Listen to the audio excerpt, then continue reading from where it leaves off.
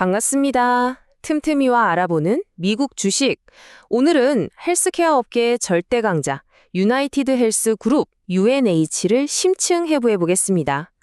수천만 명의 건강을 책임지면서 시장을 지배해온 이 거대 기업, 한때는 가장 안전한 투자처 중 하나로 꼽혔죠.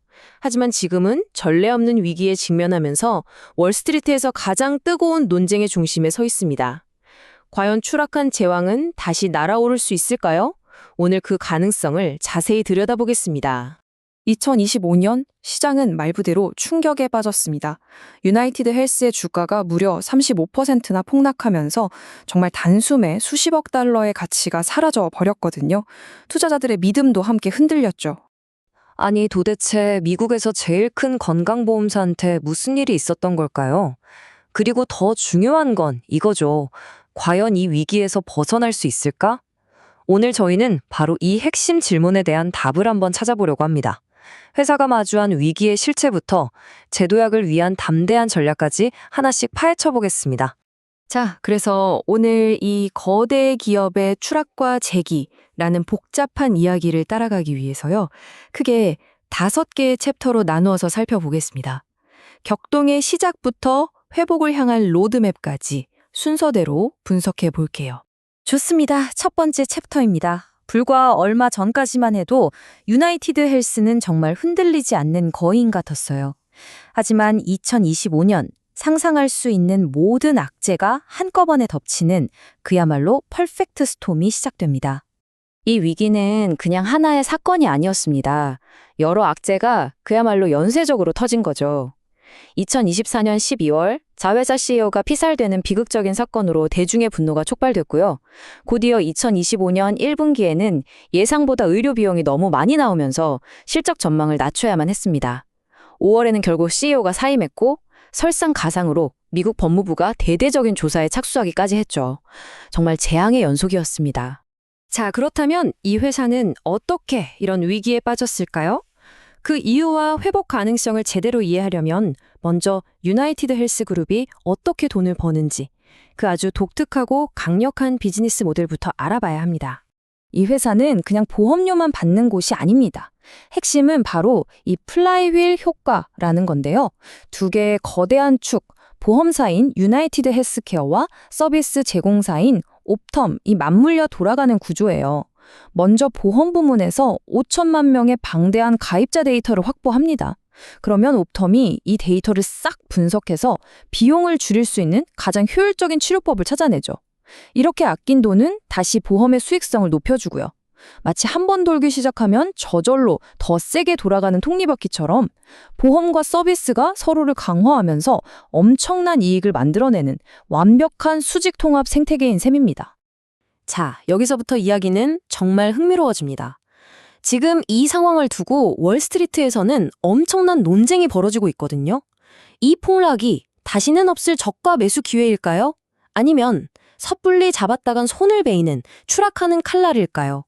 바로 황소와 곰의 싸움이 시작된 겁니다. 투자자들의 시각이 정말 극명하게 갈려요. 비관론자들, 즉 곰들은 이 회사의 사업 모델 자체가 무너지고 있다고 경고합니다. 반면에 워렌 버핏 같은 전설적인 투자자들을 포항한 낙관론자들, 황소들은 시장이 지금 공포에 질려서 과잉 반응하고 있을 뿐이라고 주장하죠. 우선 비관론자들의 주장, 즉 베어 케이스부터 자세히 살펴보겠습니다. 이들은 왜 아직 최악의 상황이 끝나지 않았다고 보는 걸까요? 비관론의 핵심은 이 문제들이 그냥 스쳐 지나갈 악재가 아니라는 겁니다. 하나하나가 굉장히 구조적인 위협이라는 거죠.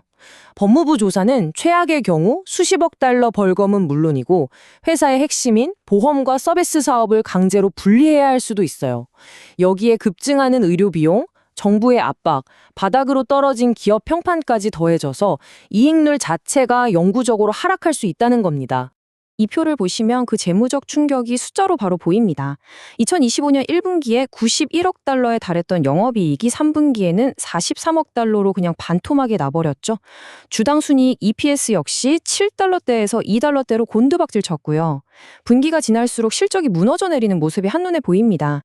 자, 그런데 이렇게 암울한 상황 속에서 왜 워렌 버핏 같은 세계 최고의 투자자들은 오히려 이 주식을 사들이기 시작했을까요?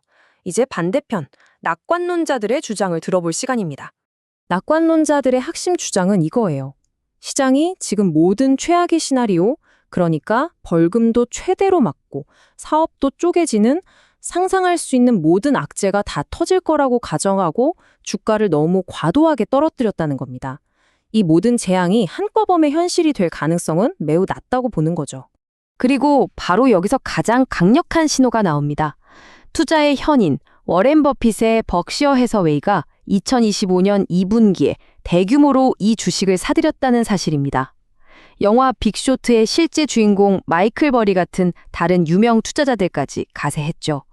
이들의 움직임은 단 하나를 의미합니다. 지금의 폭락한 가격이 공포가 아니라 엄청난 장기적 가치를 담고 있다는 강력한 신호인 셈입니다. 월스트리트의 전문가들 역시 대체로 여기에 동의하는 분위기입니다.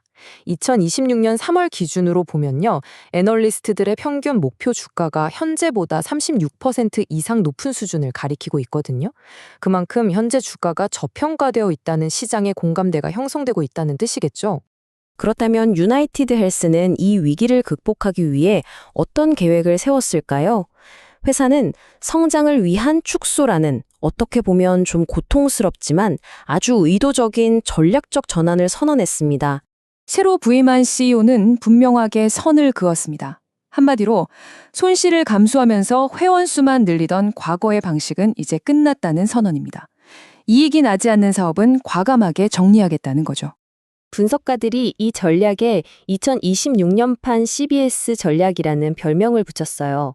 이게 뭐냐면 경쟁사인 CBS가 정확히 1년 전에 똑같은 위기 속에서 썼던 방법이거든요. 수익 안 나는 시장에서 과감히 철수하고 보험료를 공격적으로 재조정해서 사업을 안정시켰던 성공 사례를 그대로 따라가겠다는 겁니다. 가입자 수를 좀 잃더라도 이익부터 챙기겠다는 거죠. 회사가 직접 발표한 2026년 목표치가 이 전략을 숫자로 딱 보여줍니다. 보세요. 10년 만에 처음으로 매출이 2% 감소할 거라고 예상하면서도 주당 순이익은 오히려 8.6% 성장할 거라고 전망했어요. 몸집은 줄이되 내실은 꽉 다지겠다는 우선순위의 변화를 명확하게 보여주는 대목입니다. 이 단기적인 고통은 결국 장기적인 회복을 위한 발판입니다. 그렇다면 회사가 그리는 회복의 로드맵은 어떤 모습일까요? 2027년 그리고 그 이후의 길을 한번 살펴보겠습니다. 이게 하루아침에 뚝딱 되는 게 아니고요. 3단계로 구성된 장기 로드맵입니다. 2026년, 올해는 일단 손실을 감수하면서 출혈을 멈추고요. 2027년에는 수익성 낮은 사업들을 정리하면서 이익 구조를 완전히 재설정합니다. 그리고 이렇게 다져진 건강한 기반 위에서 2027년 이후 다시 장기적인 성장 궤도로 복귀한다는 큰 그림입니다. 이 회복 시나리오를 더 빨리 앞당길 수 있는 몇 가지 핵심 변수, 이른바 촉매제들도 있습니다.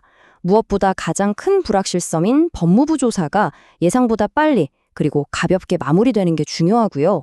여기에 정부가 의료비를 올려주거나 AI를 통해 비용을 획기적으로 절감하는 같은 긍정적인 소식들이 더해진다면 회복 속도는 훨씬 빨라질 수 있겠죠.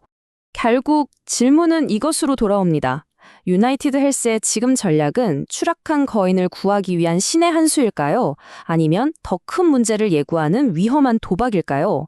과연 워렌 버핏의 해안이 맞을지 아니면 비관론자들의 경고가 현실이 될지 시장은 이제 그 답을 기다리고 있습니다.